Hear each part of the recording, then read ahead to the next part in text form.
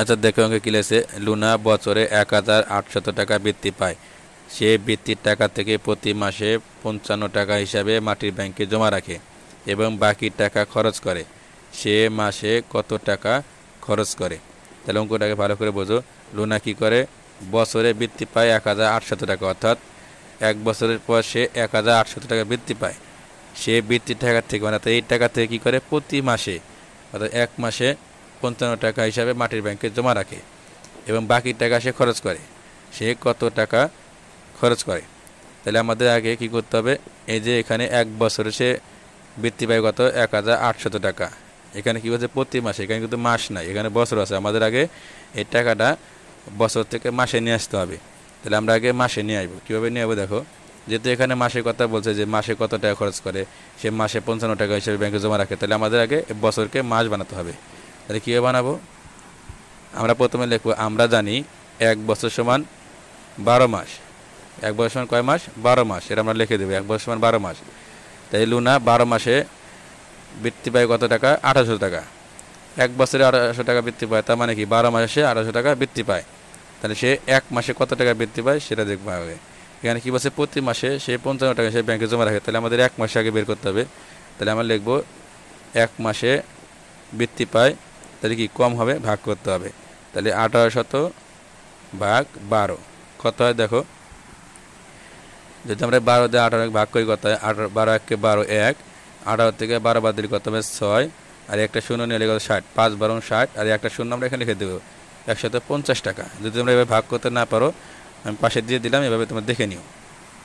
তাহলে এই যে 150 টাকা কী কয়, সে প্রতি মাসে বৃত্তি পায়। এক বছরে পায় কত, 1,800 টাকা। আর আমরা মাসে বের করলাম, এক মাসে পায় কত, 150 টাকা।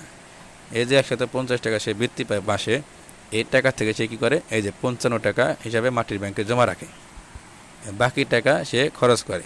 তাহলে আমরা যদি এই মাটির ব্যাংকে যে জমা রাখে এই টাকাটা আমরা বাদ দিয়ে দিই, তাহলে বাকি যে টাকা থাকবে সেই টাকা সে খরচ করে। এটা হবে উত্তর। তাহলে আমরা কী লিখবো, আমরা লিখব লুনা এক মাসে বৃত্তি পায় কত, 150 টাকা। আমরা বের করলাম 150 টাকায়, আমরা লিখবো এক মাসে বৃত্তি পায় 150 টাকা। তবে কিছু লুনা ব্যাংকে জমা রাখে কত, এই যে কত টাকা আছে এখানে দেখো, 55 টাকা। এই টাকাটা আমরা বাদ দিব, বিয়োগ করে দেবো, তাহলে কত থাকে, সে খরচ করে, এই যে বাদ দেওয়া আগে, বাদ দিলে কত হয়, এই 0 থেকে কত 5 বাদ দেওয়া, 0 ভামে 1 দিলে কত হবে 10, 10 থেকে 5 বাদ দিলে 5, 1 2 ছিলাম 1, এই পাশে যোগ কত 6, 5 থেকে কত 6 বাদ দিলে আমরা এই 15 থেকে 6 বাদ দেবো কত হয় 9, 95 টাকা। অর্থাৎ সে 95 টাকা খরচ করে। উত্তর হবে 95 টাকা খরচ করে, সে মাসে 95 টাকা খরচ করে। আচ্ছা দেখো এখানে কি আছে, গল্প তৈরি করি। এখানে গাণিতিক বাক্য আছে, সেই বাক্য হিসাবে আমাদের গল্প তৈরি করতে হবে। আমরা যে কোনো গল্প তৈরি করতে পারবো, সমস্যা নাই, কিন্তু মনে রাখতে হবে গল্প যেন এই গাণিতিক বাক্যের সাথে মিল থাকে। তাহলে আমি একটা তৈরি করে দেখো, ক নাম্বারে কি আছে, 350 বিয়োগ 50 ভাগ 6। আচ্ছা আমি একটা গল্প তৈরি করে দেখো, রহিমের কাছে 350 টাকা ছিল, সেখান থেকে সে 50 টাকা দিয়ে একটি খাতা কিনল। বাকি টাকা 6 বন্ধুর মধ্যে সমানভাবে ভাগ করে দিলে প্রত্যেকে কত টাকা করে পাবে। তার দেখো এই গল্পটা যে আমি তৈরি করছি, এই গল্পটাই বাক্যের সাথে মিল আছে কিনা। রহিমের কাছে কত ছিল, 350 টাকা। সে কী করছে, 50 টাকা দিয়ে খাতা কিনছে। তাহলে এই খাতা কিনছে, টাকা চলে গেছে, খরচ করছে, বাদ দিতে হবে, তাহলে বিয়োগ। এরপর কি আছে, বাকি টাকা, অর্থাৎ বাদ দেওয়ার পর যে টাকা আছে সেই টাকা 6 বন্ধুর মধ্যে সমানভাবে ভাগ করে দিয়েছে, তাহলে ভাগ 6। তার মানে গল্প এখানে মিল আছে। তোমরা যে কোনো গল্প তৈরি করতে পারো, সমস্যা নেই, কিন্তু মনে রাখবে যেন এই গাণিতিক বাক্যের সাথে মিল থাকে। আচ্ছা এরপরটা দেখো, এখানে আছে 50 গুণ 30 বিয়োগ 950। তাহলে এখানে এমনভাবে গল্প তৈরি করতে হবে যাতে এই গাণিতিক বাক্যের সাথে মিল থাকে। তাহলে আমি একটা তৈরি করি দেখো, 30 জন বন্ধু, অথবা তুমি এভাবে লিখতে পারো, 30 জন শিক্ষার্থী প্রত্যেকে 50 টাকা করে চাঁদা তুলে সেখান থেকে 950 টাকা দিয়ে একটি উপহার কিনল। এখন তাদের কাছে কত টাকা অবশিষ্ট রইল। দেখো গল্পটা মিল আছে কিনা। 30 জন শিক্ষার্থী কী করছে, প্রত্যেকে 50 টাকা করে চাঁদা তুলছে। তাহলে প্রত্যেকে যদি 50 টাকা চাঁদা তোলে, প্রত্যেক কথা হতো একজন, তাহলে একজন যদি 50 টাকা দেয় তাহলে 30 জন কি বেশি হবে, গুণ করতে হবে। তার প্রথমে গুণ আছে, এরপরে কি আছে, সেখান থেকে কত, এই যে টাকা আছে তুলছে, টাকা থেকে 950 টাকা দিয়ে কী করছে, একটি উপহার কিনছে। তাই এই উপহার কিনছে মানে কি, টাকা চলে গেছে, দোকানদারকে দিয়েছে, তাহলে বিয়োগ করতে হবে, এখানে বিয়োগ।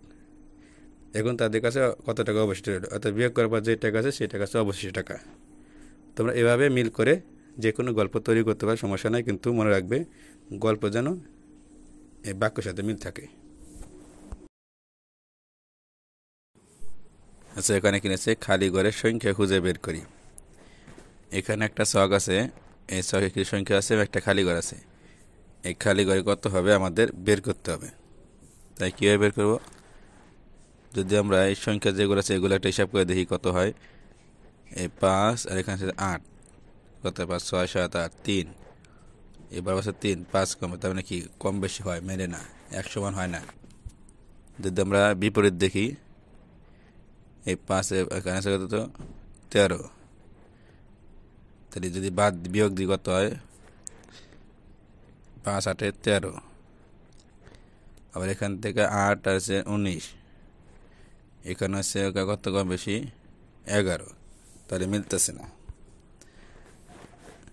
আচ্ছা, এখানে আমরা গাণিতিক বাক্য হিসাবে যদি দেখি, ডাবল করে দিই, 5 2 10 যোগ 3 13, আবার এখানে 8 2 16 যোগ 3 17 18 19, তার মানে এইভাবে হবে।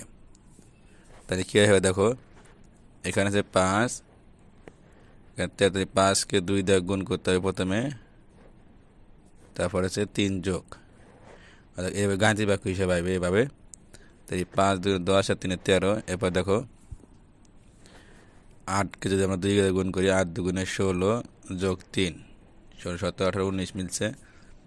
এরপরে হচ্ছে হলো 3 3 2 3কে 2 দিয়ে গুণ করি, 3 2 6 যোগ 3 কত, 6 3 9, তাহলে এইভাবেই হবে।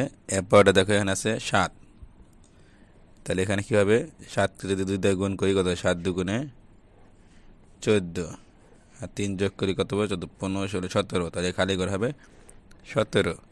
তাহলে আমরা খালি ঘরে কী সংখ্যা পেলাম, 17। যদি এভাবে থাকে তাহলে এভাবে চিন্তা করে বের করতে হবে যে কোন নিয়মে আছে। তাহলে উত্তরে কী হবে, 17।